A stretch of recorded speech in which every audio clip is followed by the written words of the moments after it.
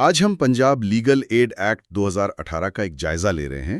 یہ 2018 کا قانون ہے جی اور اس کا مقصد ہے پنجاب میں ان لوگوں کو مفت قانونی مدد دینا جو شاید وکیل نہیں رکھ سکتے۔ بالکل۔ ہمارے پاس اس قانون کا سرکاری متن موجود ہے، تو آئیے دیکھتے ہیں یہ نظام کیسے کام کرتا ہے۔ خاص طور پہ میرا خیال ہے جرائم میں ملوث افراد کے لیے اور خواتین کے لیے کچھ مخصوص خاندانی مسائل میں۔ جی جی، جیسے طلاق ہے، نان و نفقہ، بچوں کی حوالگی وغیرہ۔ ہاں، تو ان معاملات میں آئیے ذرا اس قانون کی تفصیل میں چلتے ہیں۔ جی ضرور، یہ ایک آپ کہہ لیں کافی اہم قانون ہے۔ اس کے تحت نا پنجاب لیگل ایڈ ایجنسی قائم کی گئی ہے۔ اچھا، ایک ایجنسی؟ جی، اور اس کا بنیادی مقصد ہی یہی ہے کہ انصاف تک رسائی کو آسان بنایا جائے، خاص طور پہ ان لوگوں کے لیے جنہیں قانون نادار شخص کہتا ہے۔ یعنی نادار شخص یعنی وہ لوگ جو مالی طور پر اتنے کمزور ہیں کہ اپنا قانونی دفاع نہیں کر سکتے۔ ٹھیک، تو یہ ایجنسی کرتی کیا ہے؟ مطلب عملی طور پر اگر کسی کو مدد چاہیے ہو تو پھر انہیں کیا کرنا ہوگا؟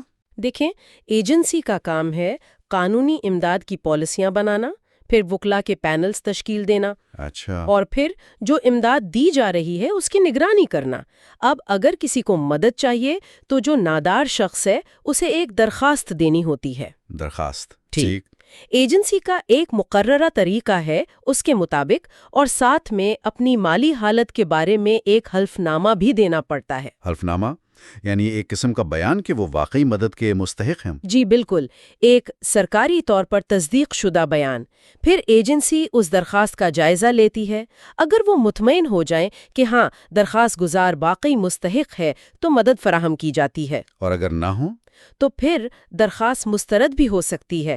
لیکن مسترد ہونے کی صورت میں نا فیصلے کے خلاف 7 دن کے اندر اپیل کا حق بھی دیا گیا ہے۔ یعنی درخواست گزار کو خود ہی پہل کرنی ہوگی زیادہ تر تو ایسا ہی ہے، لیکن اس میں ایک دلچسپ بات یہ بھی ہے کہ قانون صرف درخواست گزار پر ذمہ داری نہیں ڈالتا۔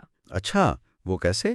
وہ ایسے کہ اگر مان لیں عدالت یا کوئی تفتیشی افسر یا سرکاری وکیل، یہاں تک کہ جیل کا عملہ، جی، کسی ایسے شخص کو دیکھتے ہیں جو بظاہر لگتا ہے کہ نادار ہے اور اس کے پاس وکیل بھی نہیں، تو ان کی بھی ذمہ داری بنتی ہے کہ اسے بتائیں کہ بھئی آپ ایجنسی سے رابطہ کریں، قانونی مدد لیں۔ اچھا، یہ تو بہت اہم ہے، یعنی نظام میں شامل دوسرے لوگ بھی مدد کر سکتے ہیں۔ جی، یہ ایک طرح سے سب کو اس عمل کا حصہ بناتا ہے۔ ٹھیک ہے، یہ تو ہوئی ایجنسی اور درخواست کے عمل کی بات۔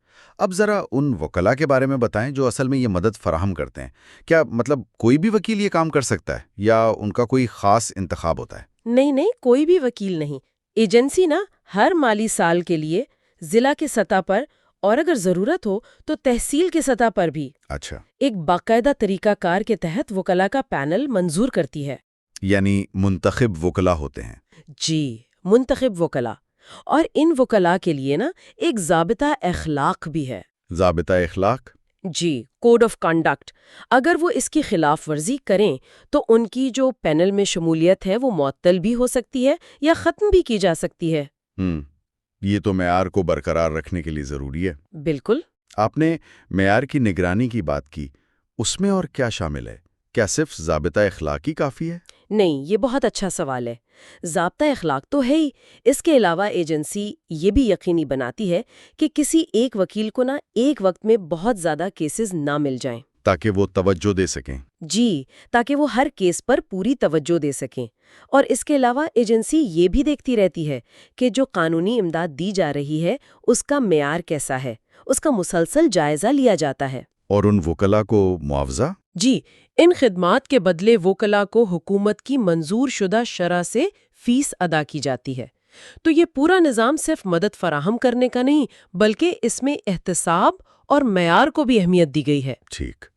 اچھا، اس سارے عمل میں شفافیت اور رازداری کا کیا انتظام ہے، خاص طور پر جب کوئی اپنی مالی معلومات دے رہا ہو؟ جی، قانون میں رازداری کا خیال رکھا گیا ہے۔ ایجنسی کے جو اہلکار ہیں ان پر پابندی ہے کہ وہ نادار شخص سے متعلق کوئی بھی معلومات قانون کے مقاصد کے علاوہ کسی غیر متعلقہ بندے کو نہ دیں۔ اور اگر کوئی دے دے تو ایسا کرنا مس کنڈکٹ یعنی بدعنوانی سمجھا جائے گا اور قانون کے مطابق کارروائی ہو سکتی ہے۔ ٹھیک۔ اور دوسری طرف اگر کوئی غلط بیانی کرے، مطلب جان بوجھ کر غلط معلومات دے تاکہ مدد مل جائے؟ ہاں، یہ بھی ایک اہم پہلو ہے۔ نظام کے غلط استعمال کو روکنا بھی ضروری ہے۔ تو اگر کوئی شخص جان بوجھ کر غلط معلومات دیتا ہے یا جھوٹا حلف نامہ جمع کرواتا ہے قانونی مدد حاصل کرنے کے لیے تو اسے سزا ہو سکتی ہے، کم از کم 7 دن قید، اور یہ سزا 6 مہینے تک بھی جا سکتی ہے۔ اور یعنی اس کا غلط استعمال کرنے پر بھی سنجیدہ نتائج ہیں۔ جی بالکل۔ تو اگر ہم اس سب کو سمیٹیں تو پنجاب لیگل ایڈ ایکٹ 2018 ایک پورا ادارہ جاتی نظام بناتا ہے، پنجاب لیگل ایڈ ایجنسی، جی، جس کا کام ہے مالی طور پر کمزور افراد کو قانونی مدد دینا، خاص طور پر فوجداری مقدمات میں اور خواتین کو کچھ مخصوص خاندانی معاملات میں۔ صحیح۔ اور اس میں درخواست کا طریقہ، وکلا کا انتخاب، معیار کی نگرانی، رازداری اور غلط بیانی پر سزا، یہ سب پہلو شامل ہیں۔ جی، آپ نے بالکل صحیح خلاصہ کیا ہے۔ یہ قانون یقیناً انصاف تک سب کی رسائی کو بہتر بنانے کی ایک قابل تعریف کوشش ہے۔ آئینی طور پر بھی ریاست پر یہ ذمہ داری ہے ویسے، لیکن دیکھیں، کسی بھی قانون کی جو اصل کامیابی ہے نا، وہ اس کے مؤثر نفاذ پر منحصر ہوتی ہے۔ صحیح۔ اور اس بات پر کہ ضرورت مندوں تک اس کی کتنی رسائی ہے، اصل سوال تو یہ ہے کہ اس قانون کے بارے میں اور اس سہولت کے بارے میں آگاہی کو نچلی سطح تک کیسے پہنچایا جائے تاکہ زیادہ سے زیادہ مستحق لوگ وہ وقت پر اس سے فائدہ اٹھا سکیں۔ یہ ایک سوچنے کی بات ہے۔